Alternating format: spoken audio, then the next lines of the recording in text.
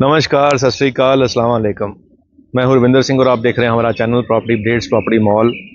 और एक इशू आजकल बड़ा चला हुआ है सनटेक को लेकर। ये सनटेक का ऑफिस है, फ्लैट हैं और 108 एकड़, अभी 126 एकड़ कह रहे हैं कि टोटल प्रोजेक्ट है, जो कि गमाडा से पास था और जिस पे फाइनली अभी कुछ कंक्लूजन तो निकल के नहीं आया, लेकिन एक कोर्ट ऑर्डर आया जिसमें कुछ चीज़ें सामने आई हैं और वो वीडियो बहुत से लोगों ने देखी भी है कि जिसमें ये एडवोकेट साहब जो हैं वो कह रहे हैं कि जी गमाडा ने लाइसेंस कैंसिल कर दिया है और एक फर्जी नामा हुआ था सीएलयू को लेकर, कि जब सीएलयू लाता है बिल्डर तो बहुत सी ज़मीन में वो कॉन्सेंट लेता है किसानों से कि भाई मेरी ज़मीन पे आप प्रोजेक्ट डेवलप कर लो, उसके बदले में मेरे को प्लॉट दे देना।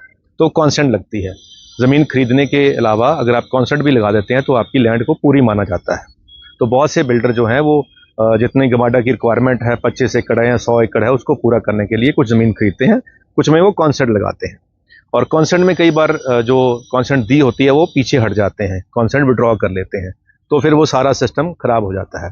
तो यहाँ पे पीछे जो डी ब्लॉक जो कह रहे हैं, CD ब्लॉक है, वहाँ पे जिन किसानों की ज़मीन थी 18 एकड़ के आसपास, उन्होंने ये कहा कि जी हमारी जो फर्जी कॉन्सेंट लगाकर प्रोजेक्ट अप्रूव करा लिया, और वो केस चलता चलता चलता फिर हाई कोर्ट, फिर सुप्रीम कोर्ट से वापस हाई कोर्ट आया और अब फाइनल उसमें एक ऑर्डर आया है कि जी बिल्डर के अगेंस्ट आप एक्शन लीजिए, पर्चा दर्ज कीजिए, लाइसेंस कैंसिल कीजिए वगैरह वगैरह। और जो वकील हैं उस दूसरी पार्टी के, वो कह रहे हैं जी CBI जांच हो वगैरह वगैरह। चलिए, हर बंदा अपनी अपनी हिसाब से बात करता है, जो उसके जहाँ पे अपने प्रॉफिट वाले चीज़ होती हैं वो वहाँ पे अपना उस चीज़ को एलेबोरेट कर देता है। तो हमें जो कॉल आई, अभी बहुत सारे लोगों ने कमेंट भी करे जी हमारी वीडियोस के ऊपर, हमारे लाइव सेशन पे भी, कि आप सनटेक की एक वीडियो बनाएं। तो क्या होता है कि जब कुछ चीज़ें मुश्किलें आ जाती हैं तो उसका कोई रास्ता भी होता है, ये नहीं है कि कोई रास्ता ही नहीं होता है। तो एक शेर है कि जब कोई रास्ता नहीं होता अपने आप 100 रास्ते निकल आते हैं। तो जब 100 रास्ते निकल आते हैं तो इसका रास्ता क्या है? चलो, जो हो गया वो तो हो गया। एक बात समझ आ गई कि जी CLU 18 एकड़ की थी, वो उन्होंने विड्रॉ कर ली, नहीं बेचना चाह रहे हैं, ठीक है, जरूरी है। तो एक प्रोजेक्ट के लिए, मेगा के लिए आपको 100 एकड़ चाहिए। 100 एकड़ अगर आज भी इनके पास है तो दोबारा से CLU अप्लाई होगी, दोबारा से अप्रूवल जाएंगी। और अगर ऐसी कंडीशन में कुछ नहीं होता है तो रेजिडेंट वेलफेयर एसोसिएशन जो होती है, अगर वो भी अपना एक बिल्डर लाइसेंस अप्लाई करना चाहे तो अप्लाई कर सकती है। वो अलग से एक अप्रूवल डाल सकती है, उसको भी अप्रूवल मिल सकती है एक प्रोजेक्ट को डेवलप करने की। तो 100 एकड़ अगर बिल्डर पूरी कर लेता है तो दोबारा से वो सारा सिस्टम आ जाएगा। एक केस जो अलग से चलेगा, जो वो 18 एकड़ वालों के साथ है, वो अलग से चलेगा। लेकिन जो टोटल प्रोजेक्ट है 100 एकड़, अगर वो उसकी लैंड पूरी होती है और उसके लिए दोबारा से बिल्डर लाइसेंस लेकर दोबारा से ये सारा सिस्टम हो जाए, तो ये फिर दोबारा से वो मेन लाइन में आ जाएगा। लेकिन इस सारे सिस्टम में टाइम लगता है। तो जिसका भी फंड लगा हुआ है, जिसने भी कोई प्लॉट ले रखा है, फ्लैट ले रखा है, उसको फिलहाल जो है पेशेंस रखना पड़ेगा, क्योंकि जब समस्याएं आती हैं तो उसके वे आउट भी निकलते हैं। ये नहीं होता कि बिल्डर कुछ नहीं करेगा जी। अब जिसकी रेपुटेशन दांव पे हो, जिसको अरेस्ट का भी डर हो और जिसको ये सारा सिस्टम भी ठीक करना हो, पब्लिक प्रेशर भी हो, तो अगर वो चाहे ग्राउंड पे रहकर उसको सॉल्व करना तो सॉल्व हो जाते हैं, रास्ते निकल आते हैं, ऐसी कोई बात नहीं है। लेकिन फिलहाल के लिए स्टेटस को है, अभी सेल नहीं हो पाएगी, डेवलपमेंट नहीं हो पाएगी जब तक दूसरा कोर्ट का ऑर्डर नहीं आएगा। CBI जांच होगी नहीं होगी ये अभी फ्यूचर की बात है। फिलहाल जांच होगी तो ये चीज़ें जो सामने आई हैं यही बाद में सामने आएंगी, वो तो पहले से सामने आ चुकी हैं। तीसरा एक सोल्यूशन जो हमें लग रहा है कि जिसने कंप्लेंट करी है, अगर उसको उसकी ज़मीन का पेमेंट देकर उससे रजिस्ट्री करा ली जाए तो भी मसला हल हो जाएगा, उससे भी कोई बहुत बड़ी बात नहीं है। हाँ, फ़र्क क्या है कि इस समय जो किसान हैं, जो पहले ज़मीन बेच रहे होते हैं, तब वो 10 करोड़ 12 करोड़ एकड़ के हिसाब से बेचते हैं। तो जब कॉन्सेंट दे देते हैं उसके बाद बिल्डर अप्रूवल ले आता है। जब अप्रूवल ले आके बिल्डर अपना रेट डिक्लेयर करता है कि जी मैं 55,000 में बेच रहा हूँ, 60 में बेच रहा हूँ, तब वो जो किसान होता है वो कैलकुलेशन करता है कि जी मेरा जो एकड़ था वो 10 करोड़ का नहीं, इसके हिसाब से तो वो 20 करोड़ का बन गया एकड़। तब वो बिल्डर पे प्रेशर डालता है कि जी मेरे को तो पैसे दो, या मेरी कॉन्सेंट वापस करो, या मेरे को ये करो। तो उस चक्कर में बहुत सारे बिल्डरों को नुकसान हो चुका है।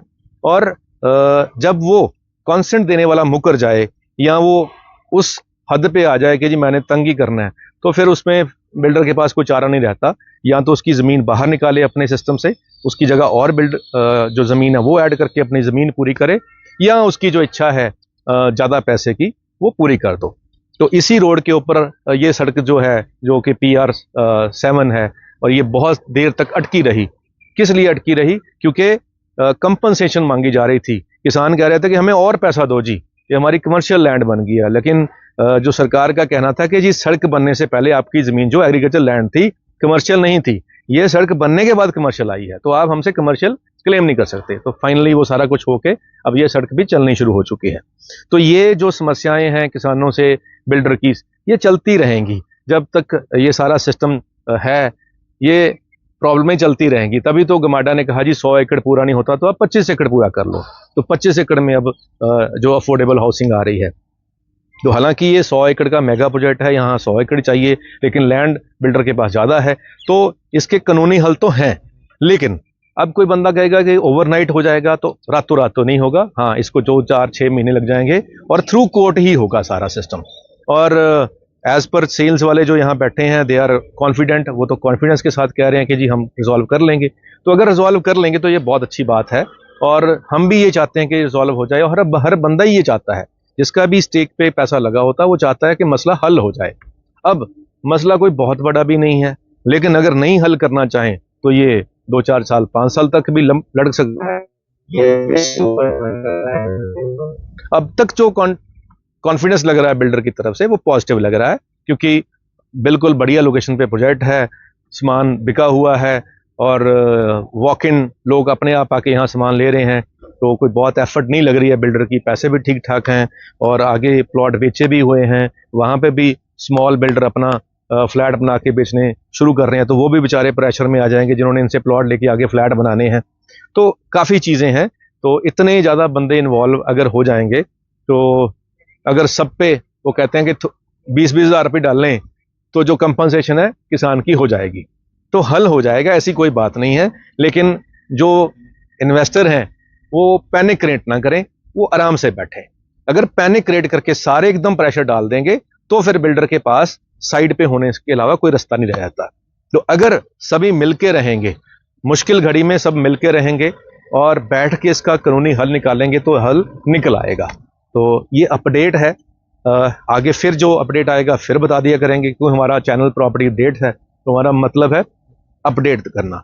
मैं ना तो किसी बिल्डर के अगेंस्ट हूँ, ना मैं किसी गमाडा के ऑफिसर के अगेंस्ट हूँ, ना मैं किसान के अगेंस्ट हूँ। मैंने तो एक जर्नल जो बात थी वो आपको बता दी है कि प्रॉब्लम थी, उसका हल भी ये हो सकता है। अब बार बार एक होता है कि जब एक ट्रक वाले की अगर थोड़ा सा गाड़ी के साथ टच भी हो जाए तो गलती ट्रक वाले की है, चाहे वो बिल्कुल ही सही है। तो एक परसेप्शन है इंडिया के अंदर, जिसके पास ज़्यादा पैसे हैं गलती उसकी ही निकाली जाएगी। अगर यहाँ बिल्डर गलत है तो गलत कहना वाजिब है, अगर बिल्डर गलत नहीं भी है तो भी गलती बिल्डर की ही निकाली जाएगी। तो ये इंडिया का ट्रेंड भी है।